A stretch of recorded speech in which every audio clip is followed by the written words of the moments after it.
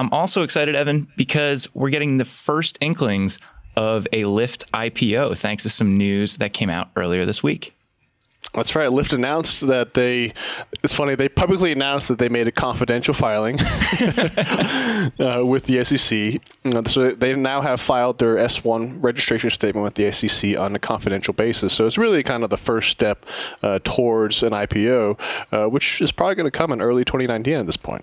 Yeah, and this is notable for a couple different reasons. I mean, this is a company that has been private for quite some time. You know, it's one of those unicorns that people have been watching for a while.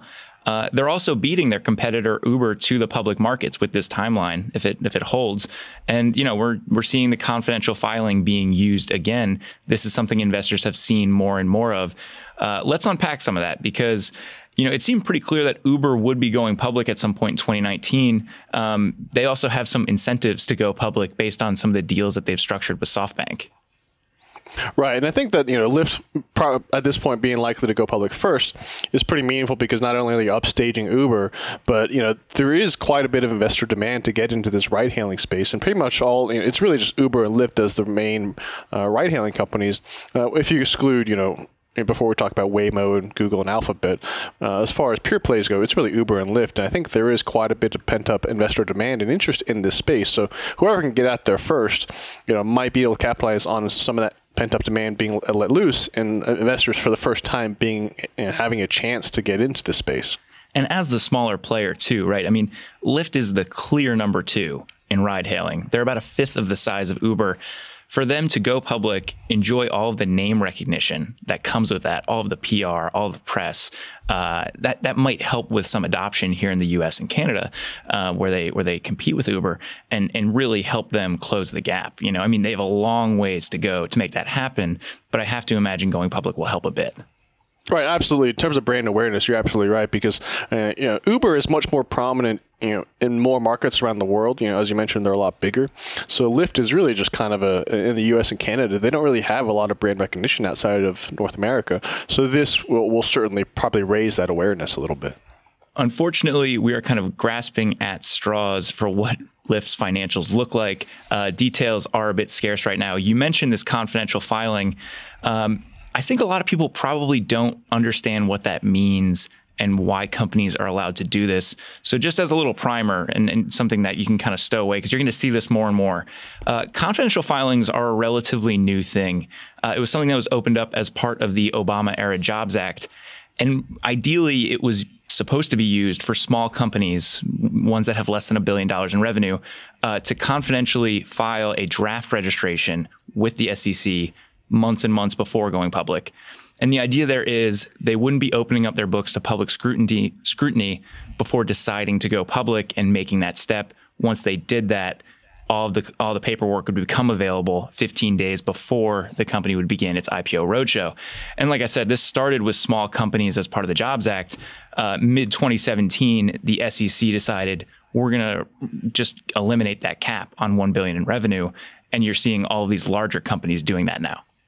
Right, and I think Lyft certainly qualifies in there, since you know they are above $1 billion in annual revenue, so they're taking full advantage of that new requirement. And when you're in a space where you have such a clear competitor in Uber, it totally makes sense that you don't want to have to show them your books and your key business metrics. Right. I mean, for private companies, I mean, keeping the books kind of under wraps is pretty important, particularly when you talk about this type of competitive space. Yeah, so big picture, the confidential filing, it is not a shady thing. This is something that was passed, like I said, during the Obama administration as kind of a pro-business thing, making it a little bit easier, a little bit less intimidating for small companies to wade into the pool of going public and starting to have those conversations with the SEC. Now, I mean, is it great for investor transparency? Not necessarily. I think ultimately the companies that do wind up going public will wind up providing all the necessary paperwork, and people are going to be getting it well ahead of when the companies start their roadshow and start approaching investors anyways. So it's a timing thing more than anything else. So you'd like to have the information, of course, but it isn't anything to be too concerned with. Right. I think that the timing of the this is kind of important too, because when they first passed the Jobs Act, it was 2012, and with that $1 billion limit, the goal was to basically get these startups to really consider going public more. Startups are an important part of the economy that have a lot of jobs, but I think that what they didn't really foresee was the age of the unicorns sprouting that we've seen in the recent years, where you have all these companies that are really becoming quite large but staying private. So I think that's kind of the context of why they've changed this limit to allow these larger companies to take advantage of the confidential process, like you mentioned. Yeah, and looking at the slate of potential 2019 and 2020 IPOs, I mean, we're just going to see more and more of this. There's Uber, Lyft, Palantir, Airbnb. There are a ton of really big, highly coveted private companies out there now that are probably considering an IPO at some point soon. So investors, you're going to see this confidential filing come up again. That's what it means. In talking about this and kind of prepping for the show, I threw out there on Twitter that we were going to be talking about the Lyft IPO, and was just curious if anyone had any questions. We have one from listener Austin, and he asks, not sure anyone saw the Lyft IPO happening before Uber. Which company is the better company?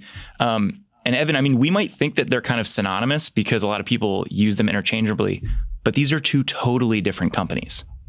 Right. I mean, not only in terms of size, but there are also some pretty big strategic differences, particularly with how they're approaching autonomous driving over the past year. I mean, Uber has just had such a tumultuous experience with self-driving, trying to develop self-driving cars. They had this whole trade secret thing where they reportedly hired the Google engineer and he stole a bunch of stuff, and then they had one lady die from one of their autonomous driving. And so they've really pulled back quite a bit on their investments in self-driving vehicles, whereas Lyft is trying to expand more and it keeps pushing more and more. And that's going to be a pretty core differentiator long term. I mean, super long term, because we're nowhere near close to actually having self-driving cars. Yeah, it's a key element to the long-term thesis for both of these companies. We don't have a ton to go on here in terms of company financials to do an apples and apples comparison. If you want some of the highlights, though, you can look and see, okay, Uber, they're international. They're in over 60 countries. Lyft is focused in the US and Canada. Uber has some other businesses. They also do Uber Eats, and they have a freight business. Lyft is pretty much focused on ride hailing and some of the micro mobility stuff that John Rosevere and Nick Seipel were talking about actually on yesterday's show. So if you want a little primer on that space, definitely check that out. Uber also kind of has some brand baggage associated with it. They have moved away from the Travis Kalanick era, where there were just a lot of problems with the corporate culture there, with some of the things you mentioned with the corporate espionage with Google. Lyft doesn't have that. Lyft is like this nice, soft and fuzzy brand. Right. And I mean, I'm not a big user of ride-hailing services in general because I live in the suburbs.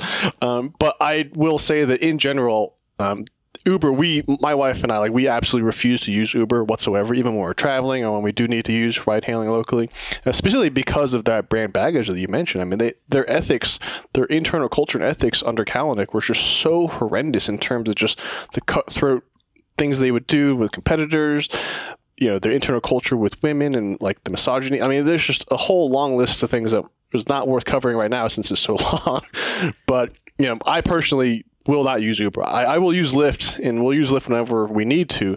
But, and speaking of brand baggage, I mean, we just don't use it. There are, though, plenty of people that are happy to use Uber. I think there are a lot of people that look at the price and say, what's the better price? What's the better fare? Some context around what we do know for the books of these two companies. Uber did $2.7 billion in revenue in Q2 of 2018, which is up 51% year over year. And they're posting adjusted EBITDA losses of around $400 million on that revenue.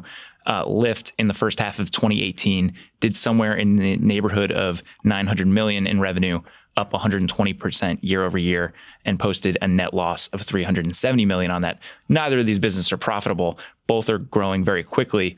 Those growth rates, though, and the revenue bases really speak to the size of these two companies. It's kind of a Coke and Pepsi dynamic. Right. I mean, that's one thing that jumps out to me is how much money these companies lose for operating, a fairly capital-light business. I mean, they're just operating a platform. But I've always looked at ride-hailing in its current state. It's kind of like it's subsidized by venture capitalists because they offer these rides for so cheap that are below cost, which is why they have to raise so much money. I mean, Uber has raised $25 billion over 21 rounds. Lyft has raised $5 billion. So, I mean, these companies just they just devour so much capital, and it's really kind of hard to justify why. I mean, of course, if you're investing in autonomous cars and stuff, that makes sense. But even the core operations, I think, we'll get more detail whenever they actually start showing us the books. But my sense is they're still losing a lot of money up front.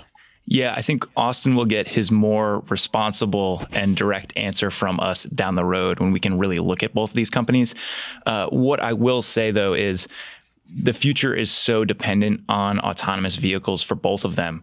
The idea that they can dramatically bring their cost structure down by having a fleet of autonomous vehicles and not having to pay drivers makes the numbers look a lot better for this kind of business.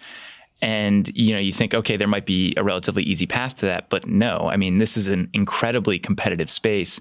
And just as a case in point for that, Alphabet's driverless car company Waymo announced Waymo One this week. And this is a commercial ride-hailing service. They're piloting it in the Phoenix metro area, and rides are going to be carried out with a safety driver. But this is another step towards self-driving cars taking hold. And Alphabet is not a company that needs to win self-driving cars to have their future work out. They have way more money than Uber or Lyft possibly can, and they're beating both of them to market in autonomy. Right. And the longer term, it's so uncertain who's going to actually get to full autonomy first, like level 5 autonomy, because it's just such a tough challenge to tackle from a technical standpoint. Some companies using LiDAR, most companies using LiDAR, but some are trying without LiDAR, and it's not clear what approach is actually going to get people there first.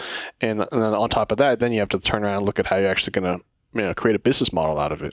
Yeah, and then, GM is in there with Cruise. Ford has its own mobility play. It is a crowded space. You have a lot of players with a lot of different incentives. Like you say, whoever cracks autonomy first is really going to be the one who drives the way this industry goes. It's a hard business either way. You'll get more details from us as we get the company financials. But, if you do nothing else, I think if you're not an Alphabet shareholder, that's a pretty easy way to access this market.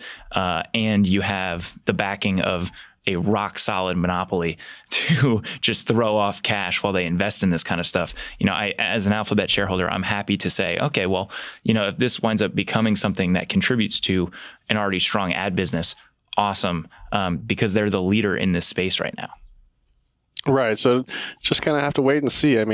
I'm personally not interested in either Lyft or Uber because of everything we just mentioned, but it'll be interesting to look through the numbers when they finally give us some. Yeah, I cannot wait. Unfortunately, we're going to have to wait until 2019.